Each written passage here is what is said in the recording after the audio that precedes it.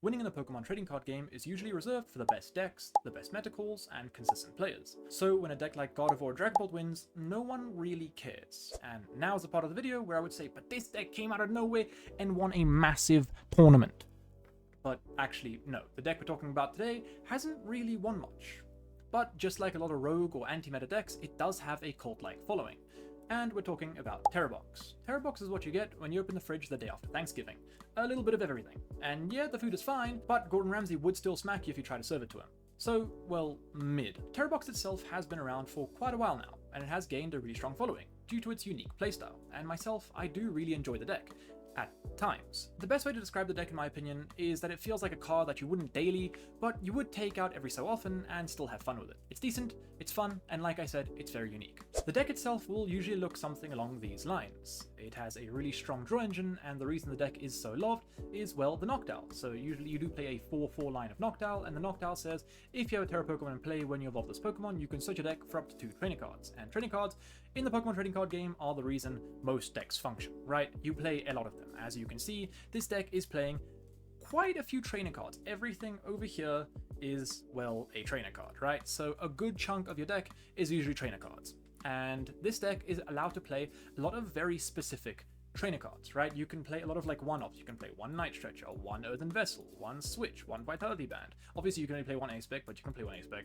And then you have a lot of other like random one-offs in the deck that you would play. But obviously, you might be thinking, well, how does this deck function? It only plays one real draw supporter, right? You can see that Liz Determination is kind of like your draw supporter that you would see in other decks. Like you'd see 4 of these in Dragapult, you'd see 4 of these in Gardevoir sometimes, and then you would also see like 4 of Ionos. Or if you're not playing Iono and Lily, you'd be playing Arven, right? For example, something like Charizard. Charizard will be playing Arven.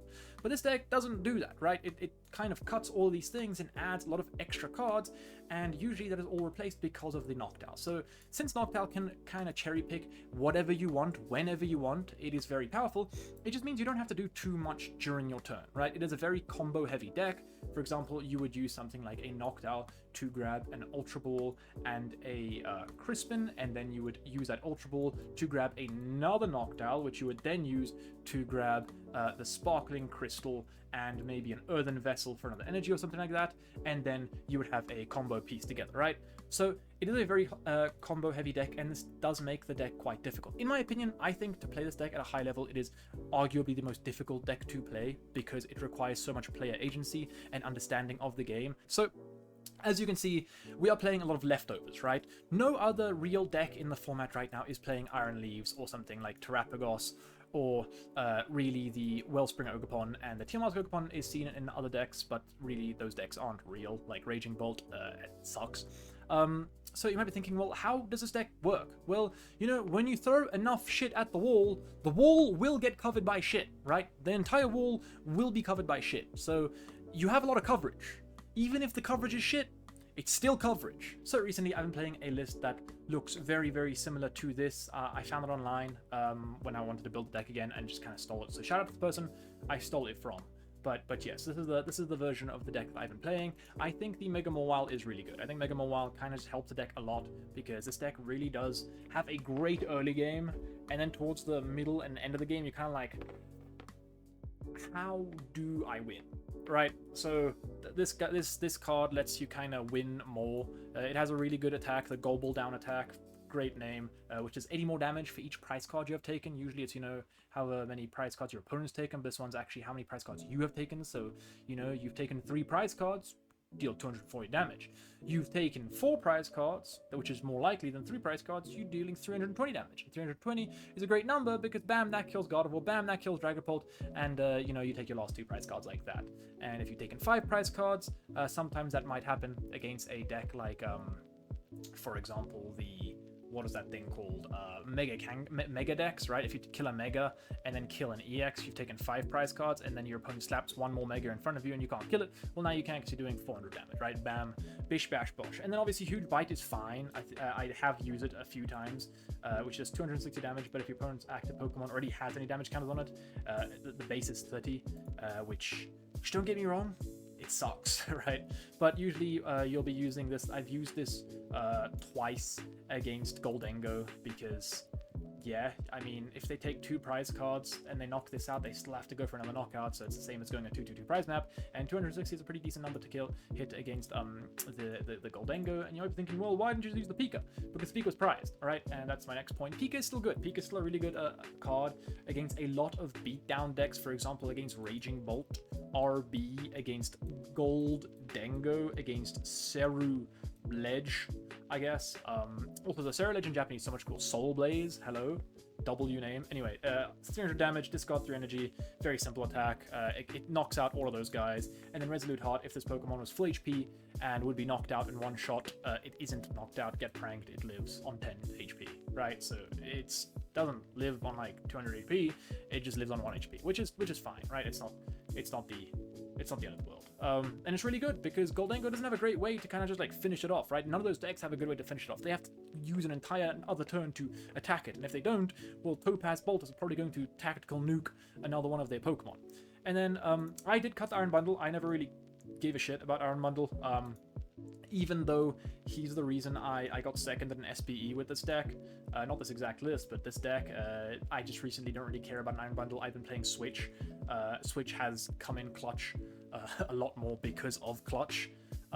In Japan, that's a very common, popular thing because people played in Grimmsnarl, people played in Zoroark, people played in the Kangaskhan, people played in the Badoo decks with the Maractus lock. So a Switch is just kind of good there because it just gives you more outs. Even though you do have already quite a few switches, you have your Toro, you have your Iron Leaves, which just technically counts as a switch, and then yeah, Iron Bundle's fine. If you want to keep the Iron Bundle, it's fine. I played on a Switch. Honestly, I wouldn't mind cutting it for something else. Maybe like a third Area Zero would also be decent. But this is the deck list. I'm currently it is no Iron Bundle plus Switch, right?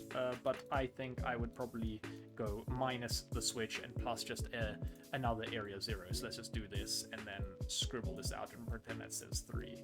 So yeah, that's currently the sum play, right? So pretty good. Obviously, you've got your early game Water Ogerpon, like we've said, it's very good. Terapagos is another thing that I think we can cut. I think we could cut the Terapagos and slap that as a second Teal Mask Ogerpon. I think the second Teal Mask Ogerpon makes a lot more sense in the current meta that we are in and going to be heading into. Because in Japan, Zoroark is... because in Japan it is a Mega Dream format, Zoroark is very popular and obviously a really, really strong card because Zekrom just lets you do 250, right? And that's the one thing Zoroark was struggling with, is damage, right? And now that it has damage, whoa, the deck is good! Who would have thought a deck that was always tested and proven to be good is even better when it can deal more than, like, a toddler punch, you know? Now it actually hits, like, Mike Tyson in his 50s, but it is still Mike Tyson, right? So the deck's really good, right? And it also just lets you be able to set up more attacks in a single turn. Sometimes you can do some random shit like Teal Mask Ogerpon, another one, double E switch onto Mew EX, manual attach boss, and then just smack something, right? So it is pretty good. It lets you set up Mew EX a little bit more consistently against Dragapult. And I think Clefairy itself is just a better attacker than Terapagos, right? I think it's just, albeit just a much better attacker. You could argue that Crown Opal is, you know, really good, but what deck are you worried with Crown Opal, right? What, like, thinking about it, there's no good basic deck, right, that Crown Opal is going to wall out. Maybe Joltik Box, but even then they still play the Galvantula, which can deal damage to you. They play the Ursaluna, which can just knock you out anyway. I think it's Joltik Box, you're probably going to be just playing Pika Wars, right, like you usually would. So I don't really see the use case in Terapagos. So I think I'm going to make the call to cut the Terapagos, add a second Teal Mask Ogerpon, going to the format that we're looking at right now, because that just helps in many more scenarios, right? It can help you get Iron Leaves set up very easily with manual attach, double Teal Dance, and then you go, right? So I would, yeah, right now, cut the Iron Bundle, add a third Area Zero, cut the Terapagos, add the second Teal Mask Ogerpon. Also, I think starting Teal Mask Ogerpon is just better than starting Terapagos, because it just means whenever you see a Grass Energy, you get +1 card, right? Whereas Terapagos, you just get attached for turn, and that kind of sucks. Also, 1 retreat cost over 2. I just think Teal Mask Ogerpon is just a better card, right? Like, I love Terapagos, I love my goat, he's such a cool guy, but I don't think it is required. I think then, obviously, if you go up to a second Ogerpon, I think you could probably cut down one of the Crispins and go down to 3, and then you can add something else, maybe like a third E-switch. Third E-switch is pretty good in this deck. I was playing an Ends Plan version, and Energy Switch is just so good. Obviously, E-switch isn't Ends Plan, but I think Energy Switch, if you're playing double Teal Mask Ogerpon, might be better, because then you can do a lot more like boss plus like Torrential Pump, for example, right? Because you can just E-switch, attach, and crystal, and then you can hit it more consistently, right? Also, it just means that if you prize, like prizing one Ogerpon, it really hurts, right? Like usually there's a lot of games where you only want one Ogerpon, but prizing the Ogerpon just, it's like a kick in the balls, right? It sucks. So, whoa, let's not do that. Let's shut on that. So I would definitely say it just means you can attack with something like Pheasantipity, right?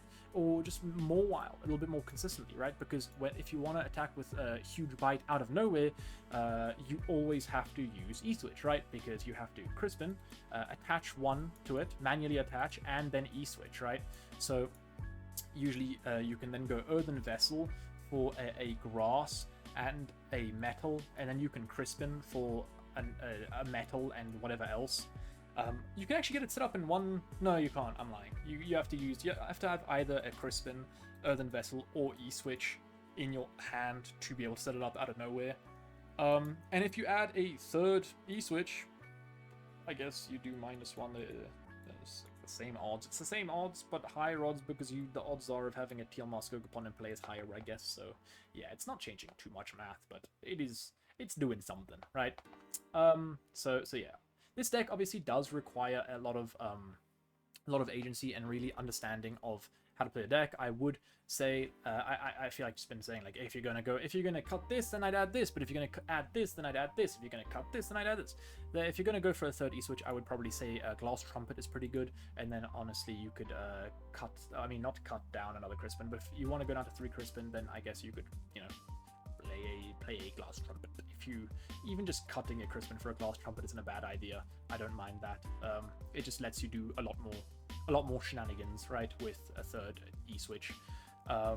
So yeah, the deck is really good. The deck is really strong. The Tool Scrapper isn't here for the Kangaskhan matchup. It just means with the Stadium Bump plus Tool Scrapper, Pikachu can just, you know, abolish and destroy the evil Kangaskhan and stuff. Something else that my deck list is missing, and I don't really know what my deck list is, man, because I'm missing the Vitality Band. I have a Vitality Band in my deck list.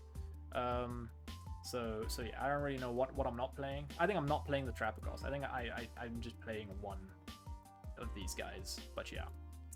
Anyway, we're back from Japan. A lot more videos are going to be coming your way. I'll make a guide. I said the last time I made a guide, 300 likes, and I'll make another free guide. So yeah, I'll probably make this deck guide, but I'll be making it in like the next format, because this format kind of sucks, and I don't really care for this format, and I kind of care for the next format. And a lot changes in the next format. We get Pokepad. Whoa! Smash like if you like Pokepad.